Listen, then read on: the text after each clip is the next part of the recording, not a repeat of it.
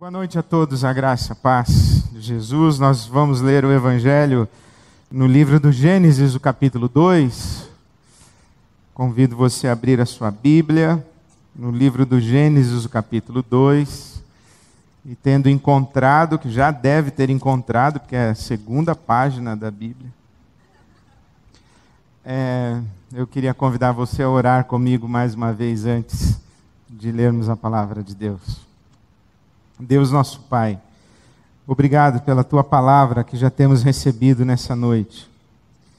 E agora, com a Bíblia Sagrada nas mãos, clamamos que o Teu Espírito Santo produza em nós pensamentos, sentimentos, disposições de vontade que jamais teríamos não fosse o Senhor. Que a Tua palavra seja viva, produza frutos em nós. Que o Teu Espírito Santo nos surpreenda, nos transforme, provoque mudanças profundas em todos e cada um de nós, para a glória do Teu nome. Oramos assim em nome de Jesus. Amém.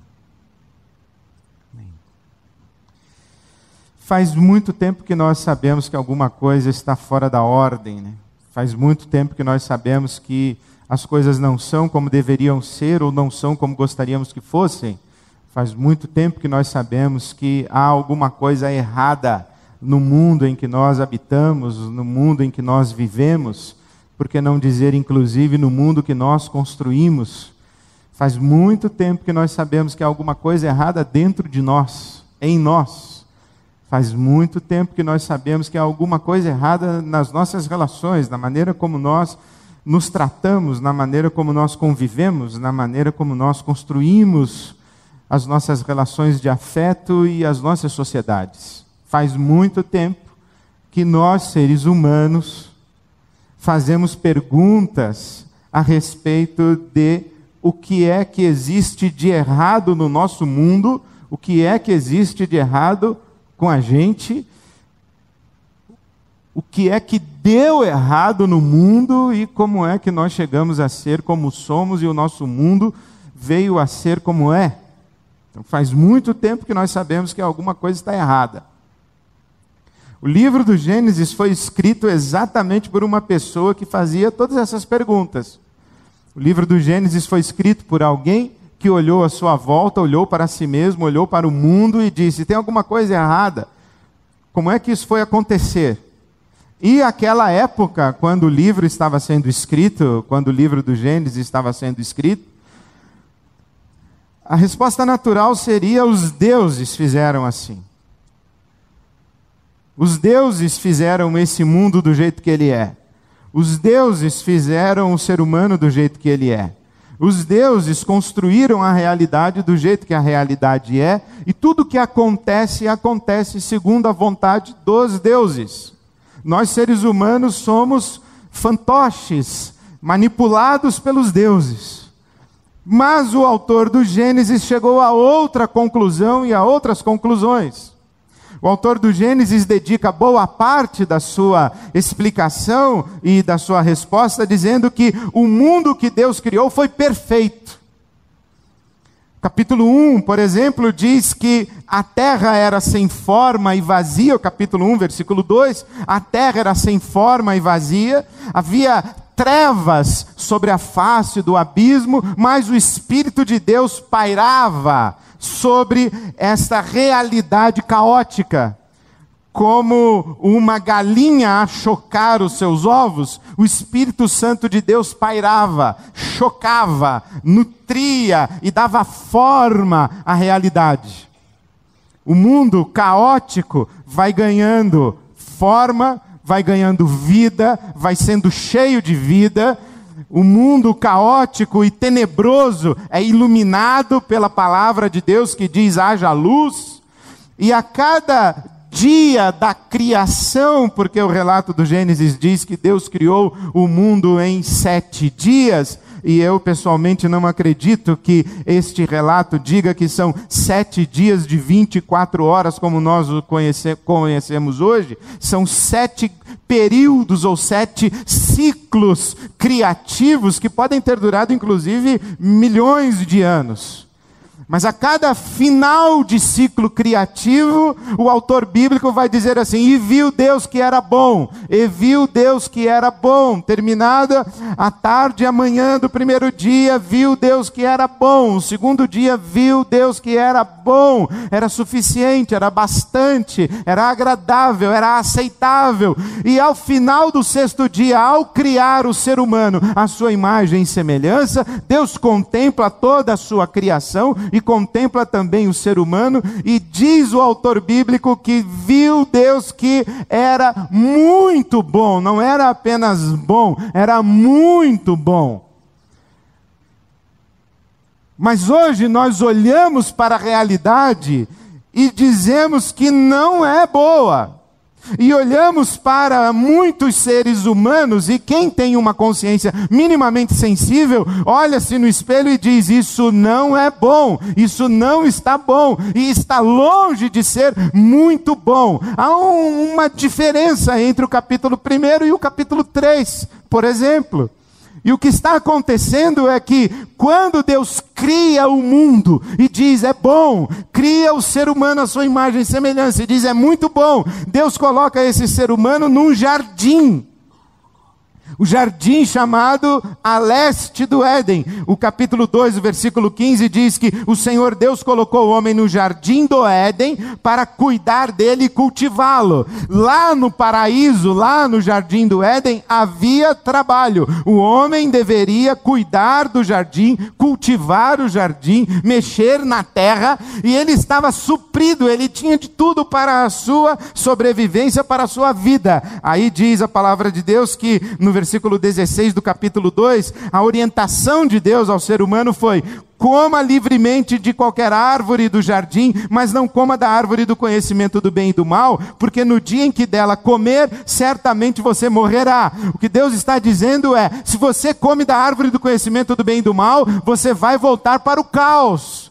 Eu encontrei o caos, a terra sem forma, vazia, sem vida, tenebrosa, em trevas, mas eu fiz o meu ato criativo, e no meu ato criativo eu transformei o caos em cosmos, em algo belo, estético, ético, harmônico, completo, bom, muito bom. Então você continua comigo, não coma dessa árvore do conhecimento do bem e do mal, porque senão você volta para o caos, e toda a realidade se torna caótica novamente. O que significa comer da árvore do conhecimento do bem e do mal? Significa tomar em suas próprias mãos a prerrogativa de dizer o que é bom, o que é mal, o que é certo, o que é errado, o que é verdade, o que é mentira. Quando a Bíblia Sagrada fala de pecado original, que na verdade não é uma expressão nem mesmo bíblica, é dos teólogos que interpretam a Bíblia Sagrada, quando se fala do pecado original, esse pecado de Adão e Eva, de comer da árvore do conhecimento do bem e do mal, está falando desta ação humana de roubar de Deus, de usurpar de Deus, de tomar das mãos de Deus para as suas próprias mãos a prerrogativa de dizer o que é bom e o que é mal, o que é bem e o que é mal, o que é certo e o que é errado. A grande questão é que quando nós, seres humanos, tomamos para as nossas mãos essa prerrogativa, a pergunta que se faz é: de qual ser humano nós estamos falando? Qual ser humano diz o que é certo e o que é errado? É o japonês? É o alemão? É o americano? É o brasileiro? Qual ser humano diz qual é o certo e qual é o errado, o que é bem e o que é mal? É o mais rico? É o mais forte? É o mais estudado? É o mais sabido? É o mais inteligente? É o que consegue convencer mais os outros? A verdade é mentira? É uma questão de maioria? A verdade e a mentira é uma questão de democracia, de opção coletiva. Qual ser humano, você, eu, a sua mulher, o seu pai, a sua mãe, o seu filho, a sua sogra, qual ser humano diz o que é certo e o que é errado? E essa é a grande questão que nós vivemos, é que nós todos temos uma consciência de certo e errado, e não necessariamente as nossas consciências de certo e errado estão em harmonia, estão se combinando, estão de acordo. E quando o que eu chamo de bem você chama de mal, e o que eu chamo de certo você chama de errado, nós entramos em conflito, nós começamos a brigar, nós começamos a nos destruir, e nós vamos construindo sociedade de maneira conflituosa, conflitiva. E é esta realidade que começa a ser descrita no capítulo 3 do livro do Gênesis. Esse retorno ao caos. Esse retorno ao caos a partir desta ação humana de afirmar-se como centro do universo. Essa postura egocêntrica. Essa postura de eu sou o Senhor de mim, que está presente em todo ser humano. E o capítulo 3 descreve o caos. Descreve o caos de algumas maneiras. Primeiro, descreve um caos na dimensão espiritual. Porque o capítulo 3, versículo 8 diz que Deus tomava o chá das 5 com Adão e Eva. E que na virada do dia, ao entardecer, Deus chegava e se aproximava para conversar com Adão e Eva. E então, como é que foi o dia? O Adão feliz, dizendo, Eva maravilhosa, eu estou felicíssimo com ela. Eva foi a melhor coisa que o Senhor fez. A Eva se olhava refletida na água e dizia assim, sem celulite, Senhor, eu estou bem demais, eu estou felicíssima, esse cara cuida de mim, ele me ama, ele me olha com desejo, isso aqui é fantástico, é um paraíso maravilhoso. E o seu dia, Deus, como é que foi? E Deus diz assim, o meu dia também está tranquilo, lá no céu tudo bem, aqui no paraíso está tudo em ordem. Aí Deus diz assim, lá no céu tudo bem, tudo sob controle, o diabo lá tentando fazer as dele, mas ninguém dá bola para ele lá no céu, tá no canto dele lá, tá sob controle, tá tudo bem. Só que chega um dia quando Deus vai falar com esse Adão, e esse Adão está escondido. E Deus se assenta à mesa para o chá das 5, e o Adão não aparece, a Eva não aparece, o casal sumiu. E Deus então tem que andar pelo jardim à procura do casal. E é um casal que está fugindo de Deus e se escondendo de Deus. Esse Deus que era próximo, esse Deus que era íntimo, esse Deus que era uma presença amorosa, agora é compreendido pelo ser humano como uma presença castradora, punitiva, condenatória. Esse Deus é ameaçador, esse Deus é assustador, esse Deus é alguém de quem devemos ter medo, e nós não temos mais Deus diante de nós. E de tanto que fugimos de Deus, de repente nós nos percebemos absolutamente distantes de Deus, e não conseguimos mais encontrá-lo. Parece que Ele se escondeu de nós, porque nós nos escondemos dEle, parece que Ele se escondeu de nós. Nós falamos, parece que Ele não ouve. Nós pedimos socorro, parece que Ele não atende. Nós gritamos por misericórdia, Ele não responde a nossa oração. Nós apresentamos a Ele os nossos pedidos mais legítimos, as demandas do nosso coração que são mais verdadeiras, que são mais dignas, e parece que nada acontece. Não raras vezes nós nos ajoelhamos, nós que temos fé, nos ajoelhamos no nosso quarto e somos invadidos por uma profunda sensação que estamos falando com as paredes, que Deus não está ouvindo. Aliás, não apenas que Deus não está ouvindo, mas que não há Deus nenhum para ouvir, e nós somos assaltados por dúvidas. Não é apenas, será que Deus se esqueceu de mim? Mas invade o nosso coração a possibilidade maluca, a possibilidade assustadora de que nem haja um Deus para se esquecer de nós. Isso é uma ruptura espiritual, isso é um caos espiritual.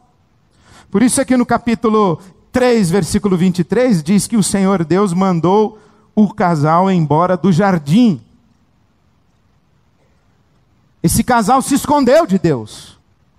Esse casal fugiu de Deus. Esse casal se escondeu de Deus e fugiu de Deus porque estava absolutamente consciente de que havia afrontado a Deus. De que havia feito em relação a esse Deus algo que não deveria e não poderia ter feito. Esse caos espiritual não é explicado apenas no livro do Gênesis pelo distanciamento entre Criador e criatura, pelo afastamento do Criador e da criatura, mas é também descrito com o fato de que há uma hostilidade no mal. Há uma hostilidade do mal em relação ao ser humano, e uma suspeita de que espíritos maus atuam por aí. Capítulo 3, o versículo 15, Deus diz: a serpente que representa o mal, porém inimizade entre ti e a mulher, e entre a tua descendência e a descendência da mulher. A partir desse momento de caos espiritual e de ruptura espiritual, nós temos que lidar com essa presença do mal e da maldade. E não necessariamente nos espíritos. Nós não estamos falando necessariamente, embora também, desses espíritos que vão na casa dos outros e fazem barulho de corrente de madrugada, bate porta, derruba estante, faz cair quadro, arrasta copo em cima da mesa. Nós não estamos falando só disso. Nós estamos falando de um mal que nos assola, de gente que nos faz o mal, de gente má. Nós estamos falando de sentirmos-nos ameaçados diante do nosso próximo. Há um mal que olha para nós. Isso é parte desse caos espiritual onde nos encontramos. Mas é um caos não apenas espiritual, mas é um caos também que eu chamaria de existencial. Porque quando nós nos afirmamos diante de Deus e dizemos não para Deus, começamos a experimentar algumas coisas que antes estávamos completamente distantes de sua realidade. Por exemplo, o capítulo 3, o versículo 10, diz que experimentamos o medo. Ora, por que vamos ter medo de um Deus que toma o chá das 5 conosco? Por que temos medo de um Deus que está presente no paraíso e que fez tudo de bom para nós? Temos medo de Deus porque esconde-se atrás dos nossos olhos um espírito perturbado e culpado. Quem tem culpa tem medo. Quem tem culpa tem medo. Na verdade, talvez a única razão para a gente ter medo é culpa. É esta consciência de que eu fiz alguma coisa que eu não deveria ter feito, e isso que eu fiz se chama o mal, e isso que eu fiz será cobrado de mim, e alguém, algum tribunal, em algum lugar, em algum momento, vai descobrir o que eu fiz e vai pedir contas de mim, e vai promover a justiça, vai trazer castigo contra mim, vai trazer condenação contra mim, vai me punir e vai cobrar de mim o mal que eu fiz. Isso mora dentro da gente. Sem culpa não existe moral. Nós precisamos da culpa para desenvolvermos o nosso comportamento, a nossa postura moral na vida. De dignidade. O que é culpa? Culpa é uma absoluta consciência de responsabilidade que não pode ser transferida. Por isso é que quando a gente faz alguma coisa, a gente pede desculpas. Que na verdade a gente apresenta desculpas. Eu cheguei atrasado porque o trânsito estava parado. O trânsito estava parado porque tombou uma carreta na marginal. Isto quer dizer que eu cheguei atrasado por motivos alheios à minha vontade e por circunstâncias que estavam fora do meu controle. Por isso eu cheguei atrasado. Então eu estou apresentando a você as minhas desculpas pelo meu atraso. Agora, quando eu não tenho desculpa para apresentar, eu tenho culpa para apresentar. E a culpa é eu dizer assim: eu fiz o que fiz, não por motivos alheios à minha vontade, e nem por circunstâncias que fugiram ao meu controle. Eu fiz o que eu fiz, mas eu poderia não ter feito. Eu fiz o que eu fiz porque eu quis fazer. Eu fiz o que eu fiz mesmo não querendo fazer, mas é porque eu não consegui controlar o não querer fazer. Porque se eu não consegui não querer fazer, é que na verdade eu queria, e aí eu fiz. Mas eu fiz sem querer, mas querendo. E a única explicação para eu ter feito o que eu fiz, é isso que está dentro de mim. Eu fiz mesmo. Porque você começou a se tornar um empecilho para a minha felicidade. Então eu fiz mesmo. Eu fiz e fiz mesmo. Por quê? Porque entre mim e um objetivo que eu tinha ali adiante, e um objeto de desejo, estava você. E eu passei por cima de você mesmo. Eu fiz e eu abusei de você mesmo. Por quê? Porque eu sou assim, tem um mal dentro de mim que eu não sei de onde veio esse treco e eu não consigo controlar, e às vezes é maior do que eu. É por isso que eu tenho culpa. Essa é a situação de Caim e Abel no capítulo 4. Caim começa a respirar ódio contra Abel, seu irmão. E Deus o adverte no versículo 7 dizendo: Caim, o pecado jaz à tua porta, bate à tua porta, e a ti cumpre dominá-lo. Não ceda ao mal, não ouça essa voz maldita, não ceda a esse espírito maligno. Controle-se, seja senhor de si, faça o que é certo, o que é correto. Mas o Caim não consegue, ele mata o irmão Abel, e ele não tem nenhuma desculpa para apresentar a Deus do mal que praticou e do mal que fez. Ele tem culpa, e quem tem culpa tem medo. E nós somos pessoas assim.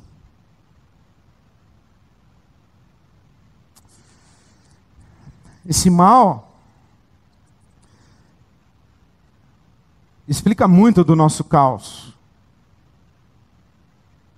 Esse caos espiritual que encontra um paralelo dentro de nós, o nosso coração cheio de sombras e às vezes trevas, acaba transbordando de nós para as nossas relações. E aí então, Deus, que tomou uma canseira no chá das 5, se levanta e começa a procurar pelo casal. E quando encontra Adão, diz: Adão, por que você se escondeu? Porque eu tive medo. O que você fez? Capítulo 3, versículo 12. Eu não fiz nada, Senhor, quem fez foi ela. Foi a mulher. Expressão, capítulo 3, versículo 12. Disse o homem: foi a mulher. E não somente foi a mulher que o Senhor me deu. Eu pedi? Não pedi, o Senhor me trouxe. Deu nisso. Foi ela. Então você imagina o olhar dessa mulher para Adão. Adão, o que você fez? Ele falou: foi ela. E ela olha para o Adão. Você imagina o jejum que esse Adão entrou depois dessa situação.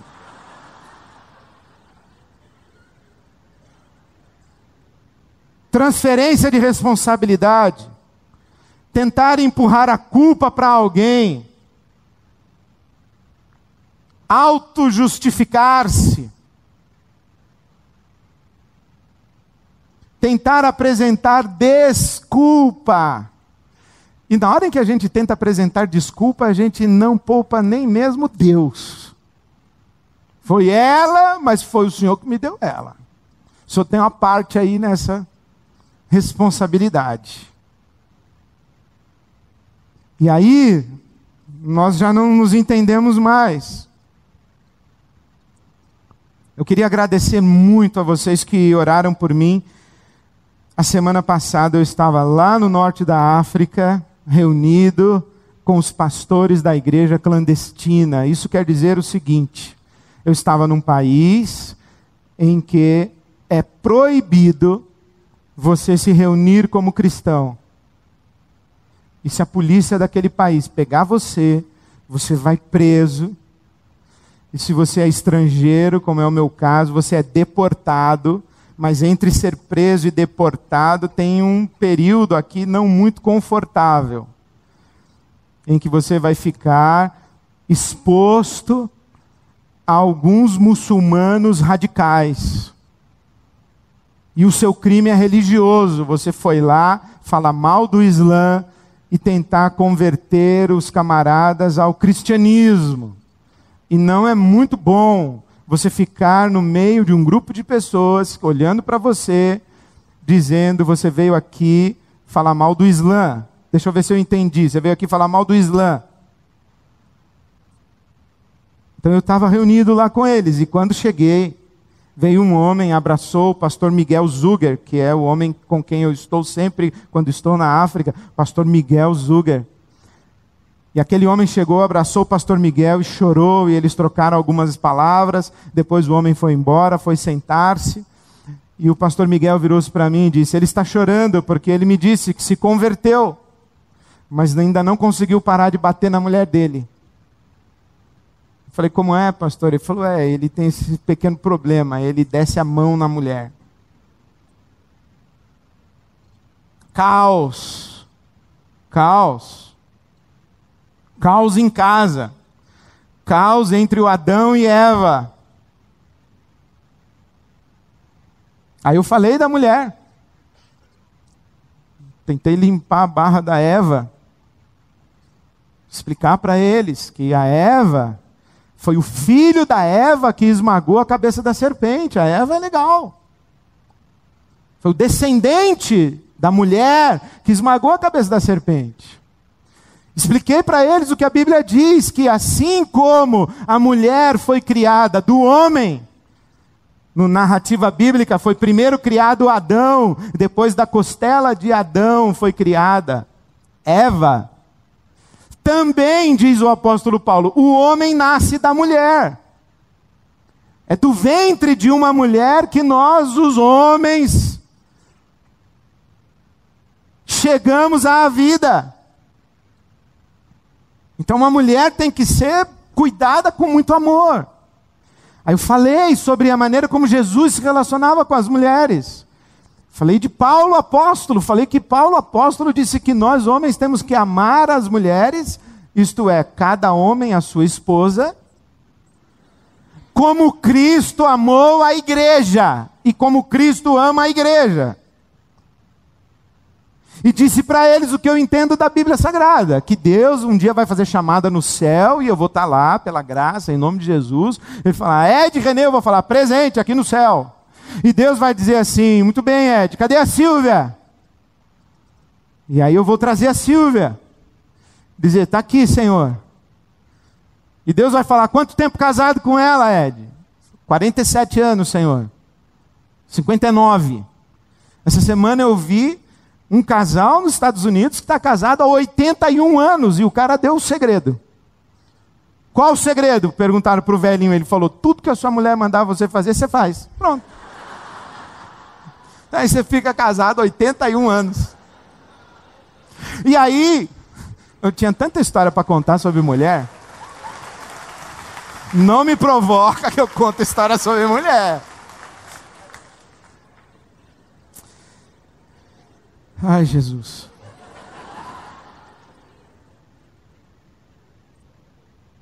Mas eu entendo isso mesmo, que a Bíblia Sagrada diz que o marido tem que apresentar a esposa a Deus, como Cristo apresentou a igreja, sem mancha, sem mácula, sem ruga, rejuvenescida.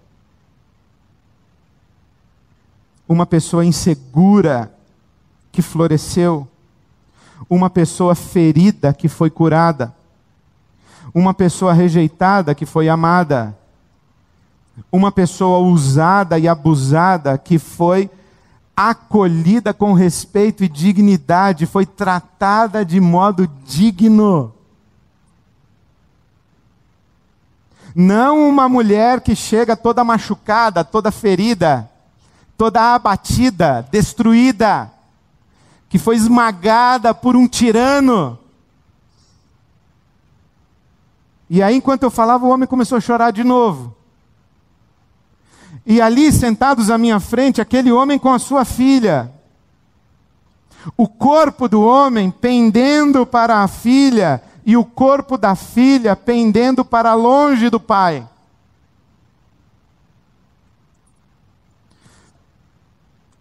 Você machuca a minha mãe. Você desrespeita a minha mãe. Você abusa, você é violento contra a minha mãe. E você me quer no seu colo? Será que você vai fazer o mesmo comigo? E aí o homem começou a chorar. E ao final da reunião veio até nós e disse: eu vou chegar em casa, vou me ajoelhar diante da minha mulher e beijar-lhe os pés e pedir perdão por não tratá-la como Jesus ensinou que um homem deve tratar uma mulher. É o caos mexido e transformado pelo poder do Evangelho. Depois dessa reunião saímos, fomos à noite visitar uma outra família. Domingo à noite, tarde da noite, um casal e mais uma moça. Eu e o pastor Miguel na sala. Mesa farta, um chá. Bateram a porta. Nosso anfitrião levantou-se, foi atender a porta e começou uma gritaria em árabe que eu não entendi nada. Pastor Miguel arregalou os olhos, levantou-se e foi também no meio da gritaria. As duas senhoras que ficaram, uma pegou a mão da outra. E o olhar delas me mostrou que alguma coisa estava muito errada naquela sala. Mas eu não estava entendendo nada. E eu com chá fiquei esperando. E volta o pastor Miguel com o nosso anfitrião e eles dois discutindo e começaram a discutir com as meninas. O homem com sua esposa, as duas com o pastor Miguel e ele falando e aquela coisa, e eu não entendi nada. E eu falei: como está aí, pastor? Está tudo bem? Ele falou: tudo bem, meu filho, está tudo bem, mas vamos embora rápido. Calce os seus sapatos, vamos embora. Eu falei: vamos embora, pastor, já estou pronto. Nem quero mais o chá. Vamos embora. Quando chegamos no trem, eu falei: pastor, o que aconteceu?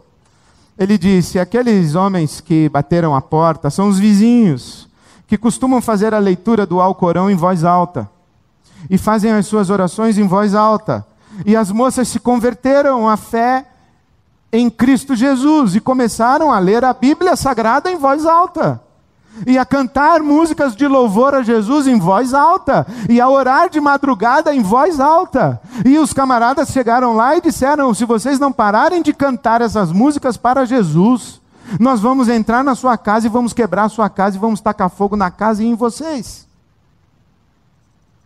Eu falei: e aí, pastor?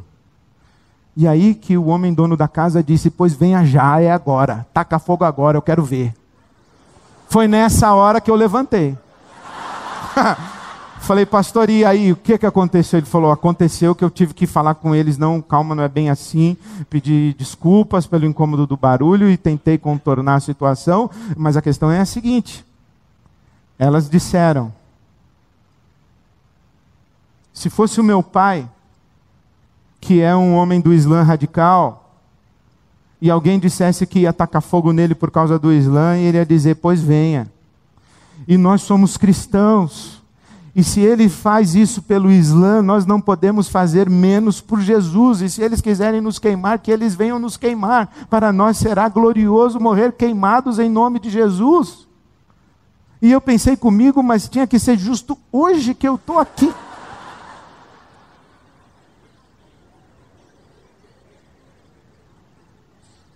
Caos. Quando não temos uma consciência comum à qual nós nos submetemos, eu digo que o meu Deus é verdadeiro e você diz que o seu Deus é o verdadeiro. E eu digo que eu vou tacar fogo em você se você não concordar comigo. Caos. Caos em nome de Deus. Violência. Incapacidade de relação de afeto, de amor, de cooperação. Nós não nos enxergamos mais como um só. E aí eu volto de lá com esta com esse peso no meu coração, lendo a carta de Paulo aos Romanos, quando Paulo diz assim: por amor de ti somos entregues à morte todo dia. Aqueles irmãos do norte da África, pouquíssimos irmãos cristãos, por amor a Jesus, estão entregues à morte todo dia, expostos à morte todo dia, em um mundo em que você pode morrer a qualquer hora. É um mundo caótico, caos. Esse caos que transborda de nós para as nossas relações, ele transborda das nossas relações para a terra. E a terra é maldita por nossa causa. Há um caos ecológico, há um caos cósmico. Nós que éramos senhores da terra e vivíamos no paraíso, agora somos engolidos pela terra. Nós somos vitimados pelas forças da natureza que deveríamos controlar. Caos, caos, caos. E vem Jesus dizendo assim: eu vim para que tenham vida, e vida em abundância. Eu vim para terminar com o caos. O reino de Deus chegou. O reino de Deus, onde há justiça, paz e prosperidade para todo mundo, onde as coisas voltam aos seus lugares, onde o seu coração e a sua consciência voltam para o lugar certo, onde você se relaciona com Deus do jeito certo, onde você se relaciona com as pessoas do jeito certo, onde você se relaciona com o mundo do jeito certo. Agora nós estamos voltando para casa, porque o chamado de Jesus é para voltarmos para casa. Nós fomos colocados num jardim, e temos que reconstruir jardins nessa terra que é maldita, nessa terra árida e seca. Construir jardins, um jardim na alma, um jardim em casa, um jardim nas nossas relações familiares, um jardim no nosso condomínio, não um vizinho querendo matar o outro. Lá eles brigam por causa de Jesus e de Alá. Aqui a gente briga por vaga na garagem. A gente se mata por par de tênis. E somos sequestrados na rua por causa de tablets. Caos. Mas a gente tem que ir enfrentar essa realidade e construir jardins. Nós somos jardineiros de Deus nesse mundo.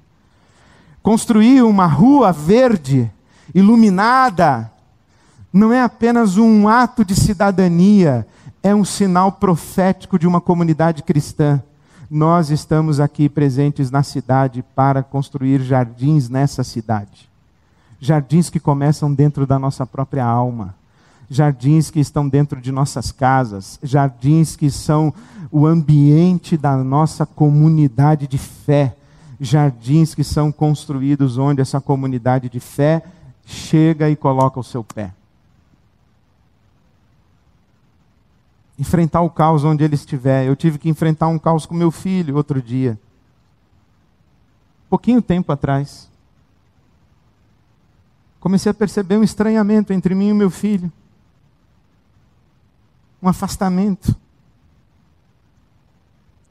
Aí eu pensei: o que está acontecendo que eu não estou me entendendo mais com meu filho? O que está acontecendo que eu estou me afastando do meu filho, que eu estou me estranhando com meu filho? O que está acontecendo que nós estamos começando a trocar palavras hostis dentro de casa? Por que está acontecendo isso? E aí eu tive que me ajoelhar no meu quarto e dizer: Senhor, que caos é esse que está se instalando? E o que eu devo fazer? O que eu posso fazer? Me dá sabedoria, me ajuda a enxergar. Muda o meu coração. E você sabe que cada pessoa tem a sua relação com Deus e a sua experiência com Deus. A que eu tive foi que Deus falou assim para mim: conflito de gerações. Eu falei: como é? É conflito de gerações. Eu falei: isso aí eu já sei. Não, você não sabe nada de conflito de gerações. Eu falei: eu sei, já fiz palestra em retiro de casal, bastante. Conflito de gerações, eu sei o que é isso, eu ensino para os outros, eu aconselho pais. E Deus falou para mim: não, você não sabe nada de conflito de gerações. O que é conflito de gerações? Eu falei: vou explicar para o senhor. Conflito de gerações é o seguinte: eu estou aqui, olhando ali aquele negócio, e eu vejo daqui e acho A, e o meu filho vê aquele negócio e acha B. Ele falou, tá vendo? Você não sabe nada de conflito de gerações. Eu falei, como assim? Ele falou, não é assim. Eu falei, como que é então? Aí Deus falou comigo. Ele disse assim, não é que você está aqui olhando para aquele negócio e vendo aquele negócio dizendo A, e o seu filho está aqui olhando para o mesmo negócio e dizendo B. É que você está no 3º andar e o seu filho está no 15º. E do 3º andar você vê coisas, mas do 15º andar ele vê coisas que você não vê. E ele diz assim para você, ô pai, tá vendo lá aquela torre vermelha? E eu digo, que torre? Tem nenhuma torre. Tem sim, pai, aqui ó, tá ali. E eu digo, não tem nenhuma torre. Você fumou o quê, moleque? Você está alucinando, você está vendo coisa. Você anda com a cabeça na lua, você é um irresponsável. Essa geração de vocês não entende nada. Vocês têm que ter mais humildade, abaixar a cabeça, prestar atenção no que seu pai fala. E ele está lá do 15º andar vendo uma torre vermelha, que eu não enxergo. E o que eu estou vendo aqui do 3º andar, ele também não enxerga, porque ele está lá no 15º. E aí a gente não se entende, porque a gente olha para mundos diferentes, não é para o mesmo mundo com opiniões diferentes. São mundos diferentes. Aí eu tive que me ajoelhar e pedir a Deus sabedoria e ficar com um nó na garganta durante vários dias, até um dia que eu falei, meu filho, é hora da gente conversar. Me diga, pelo amor de Deus, como eu posso te ajudar, porque eu passei um tempão da minha vida tentando enquadrar o meu filho. Até que chegou um dia em que eu falei, não consigo. Lembrei até de uma historinha que eu vi, na verdade, uma ilustração de um garotinho pequenininho orando antes de ir dormir. Ele dizia assim, papai do céu, dá um jeito em mim, porque o papai e a mamãe não conseguiram.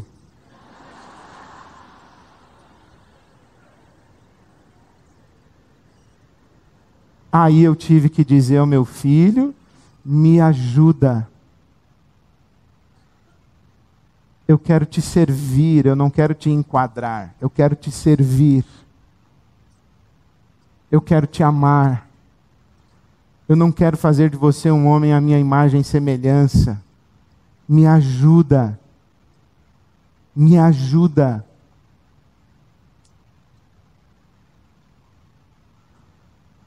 Você não queira saber o que eu ouvi. E você não queira saber o quanto eu chorei. E você não queira saber o quanto eu tive que pedir perdão ao meu filho. Mas uma coisa eu posso dizer para você. Enquanto eu puder, o caos que estiver se aproximando de mim será enfrentado de joelhos. E Deus há de prevalecer. Porque Deus me fez para ser jardineiro. E eu me recuso a habitar em terra amaldiçoada. Eu me recuso a manter o meu coração uma terra seca e maldita.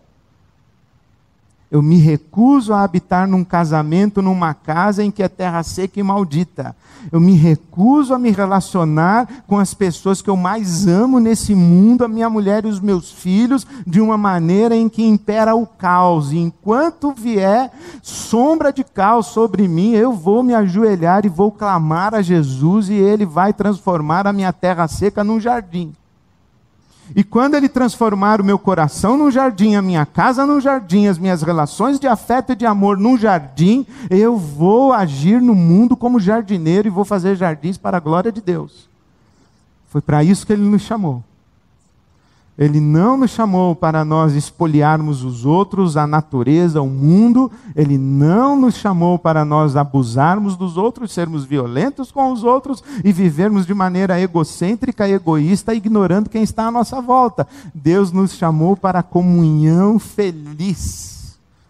Para a comunhão feliz e para construir jardins onde nós estamos.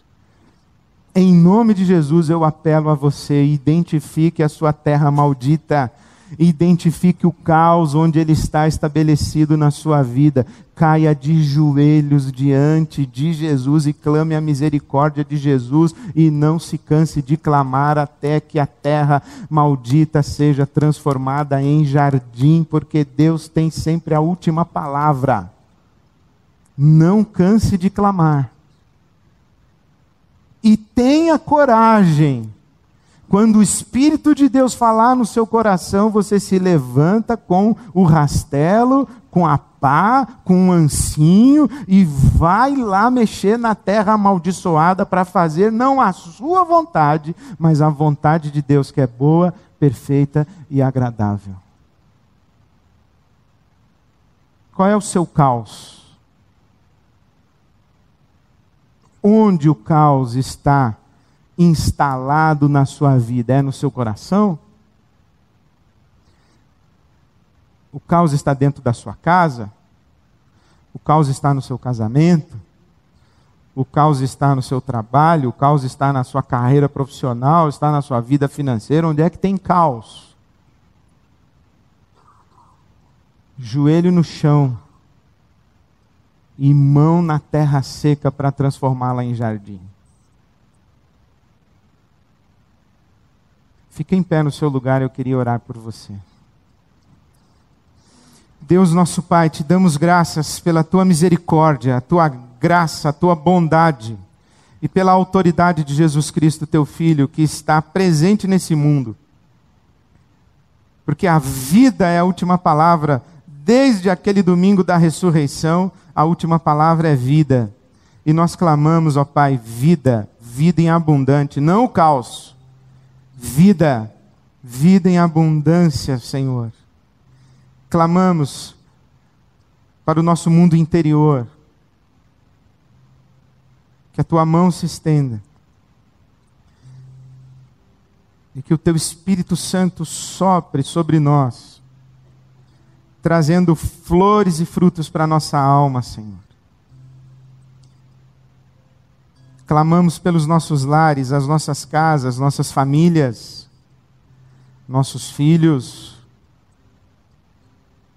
Que haja, Senhor, flores e frutos. Faze-nos habitantes de jardins e de cada uma de nossas casas um jardim para a glória do teu nome. Clamamos hoje pela nossa cidade. Clamamos hoje, Senhor, pela tua igreja nessa cidade. Que o Senhor levante mais, muito mais, homens e mulheres, jardineiros e jardineiras para a glória do teu santo nome. Transforma, Senhor, o nosso mundo pelas nossas mãos em paraísos, em jardins, para a nossa felicidade, para a glória do teu nome. É a nossa súplica em nome de Jesus. Amém. Amém.